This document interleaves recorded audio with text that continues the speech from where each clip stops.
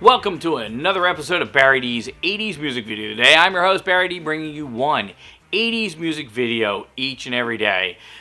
Some come from the top, some come from the bottom, some are great, and some really suck. In fact, the funny thing is, some of the really good songs have really lousy videos and vice versa. So don't dismiss the video or the song till you actually watch it. Join my Facebook page to watch all my new episodes when they come out, and if you subscribe to my video channel, you can check out all my old episodes. And remember, this is a commentary, so first I'm going to talk about the video, the artist, the song, and then the featured song and video is going to pop up right here in the corner at the end of the show. So let's get to it. 1989, he was born David Van Cortlandt Crosby, and he's an American singer, guitarist, and songwriter.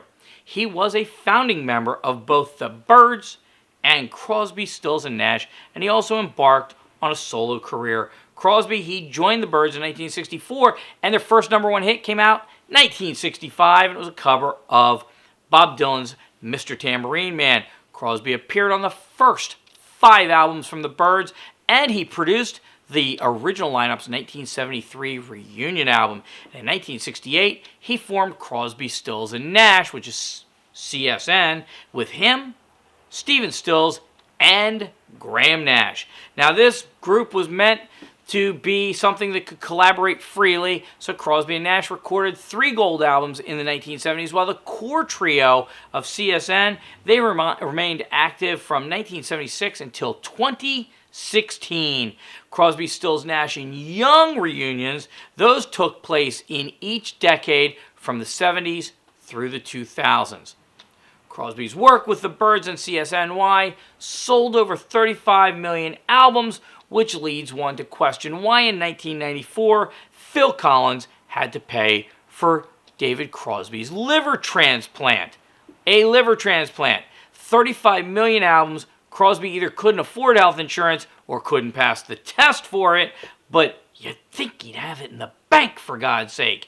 Anyway, those liver problems came from him having hepatitis C, and many people actually questioned the transplant due to his problems with drugs and alcohol, and in addition, he was a diabetic.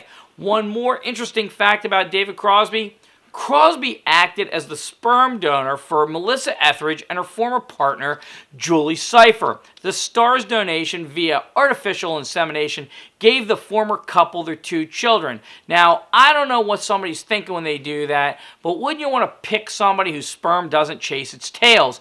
Somehow, they were lucky not once but twice.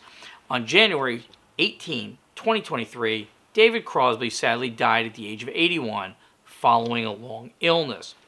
Oh Yes I Can, that's the second solo studio album by Crosby, Stills, and Nash and Young member David Crosby, and it was released on January 23, 1989, 18 years after his previous solo release, which was called If Only I Could Remember. Let me get this right. If I Could Only Remember My Name.